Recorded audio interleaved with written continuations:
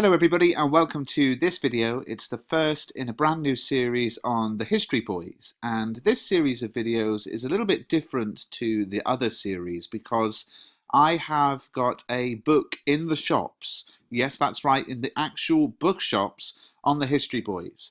I've worked with Faber and we've created an educational edition which contains the complete original play by Alan Bennett and then 80 pages of analysis by me.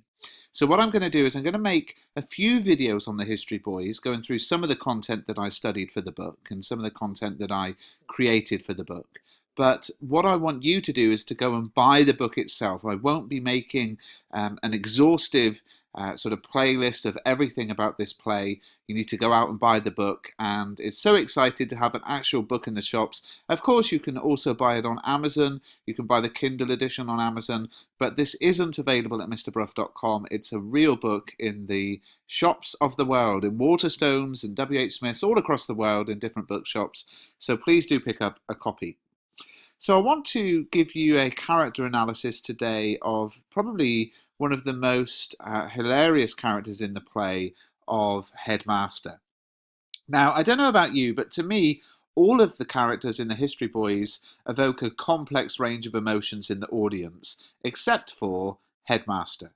And I think Bennett goes to great lengths early on in the play to undermine his character, making it very clear to the audience that the headmaster is nothing more than, as Dorothy, Mrs. Lintot puts it, a twat. Now, the plot events linked to Headmaster highlight just how much the audience are led to view him as ridiculous. For example, he wants to sack Hector for fondling the boys, but himself gropes Fiona. He's hypocritical and he doesn't even, realise it. He tries to convince Erwin that he could have gone to Oxford or Cambridge if it wasn't for the spirit of adventure to be found in the 1950s, and he acknowledges Mrs. Lintot's success with the boys in their A-level results, only to take them off her and give them to the young and inexperienced Erwin. But to produce really good work, we don't want to analyse the plot. When this happens, we think this. We want to analyse Bennett's use of language and structure and form. So I'm going to show you some examples of that with the character of Headmaster. The first thing to think about is the terms of address. We first meet Headmaster in the staff room when he interacts with Mrs. Lintot on page 8. Headmaster says, "Mrs. Lintot, Dorothy." Mrs. Lintot replies, "Headmaster." Now, Mrs. Lintot refers to Headmaster by his professional title, the most formal address possible. But in sharp contrast to this, Headmaster refers to Mrs. Lintot as Dorothy. Not only do these terms of address clearly identify the power dynamic in the relationship, with Headmaster the superior, but they also highlight the sexism in the play. Headmaster refers to all characters in the play, staff and pupils alike, by their surnames, apart from Mrs. Lintot. And this archaic form of address, referring to males by their surnames but females by their Christian names, clearly has its roots in male superiority over women, highlighting one of Bennett's major themes, women being treated differently to men. I talk about that more in the revision guide, so do pick up a copy. The other thing I want to think about is sentence structure. So I think Bennett portrays Headmaster as an almost subhuman, caveman-like primitive. And continuing his conversation with Mrs. Lintot, he says, "These Oxbridge boys, your historians, any special plans?" Now consider his short sentences here. In fact, they're not even complete sentences at all, are they? No, what we see here is Headmaster coming across as a fool, literally unable to put a sentence together. And this is all the more powerful when compared to the sophisticated and verbally delightful scenes with Hector, which both precede and follow this moment. Although Bennett hasn't labelled the different scenes within the text, and he did this because he wanted to keep the action fluid, it's clear that there are different scenes within the play and scene changes, and the structural placement of scenes is careful and deliberate. We've already looked at the sentence length, which presents Headmaster as primal and unintelligent. And in the following scene, the boys enact a moment in a French brothel. Now, they speak in wonderfully fluent and impressive French. In fact, the French is so impressive it would be impossible to follow for many audience members. And it's not only Hector who's fluent in French, pupils such as Posner exhibit great skills too. This is the beautiful French from Posner, which translates to, "But your shoes, sir, not on the bed, and your trousers, if you please." Now, what's taking place here is known as structural juxtaposition, the deliberate placing together of two very opposite scenes used to exaggerate the difference between the two. So we've just seen Headmaster with his short sentences, which portray him as lacking in intelligence. But when we then see the beautiful eloquence and articulate communication of the boys and Hector in the French brothel scene, he comes across as laughable. So the question is this: why? Why does Alan Bennett go to such great lengths to present Headmaster in such moronic terms? Well, it reminds me a lot of one of Alan Bennett's other plays, one of his very early plays, 40 Years On. This was his first West End play, and one that is also set in an all-boys school, which features just as ridiculous a headmaster. As explained by Mrs. Lintott, the chief enemy of culture in any school is always the headmaster. But the question is this: what culture is being attacked in the History Boys? And to understand this, we need to appreciate the political context in which the play is set.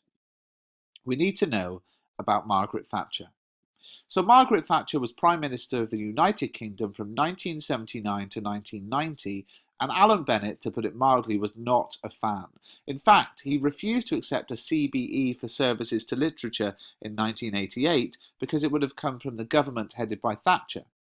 The History Boys then can be seen as a satirical attack on Thatcher's impact on education, with Headmaster acting as a symbol of Thatcherite views. So what did Thatcher do to education?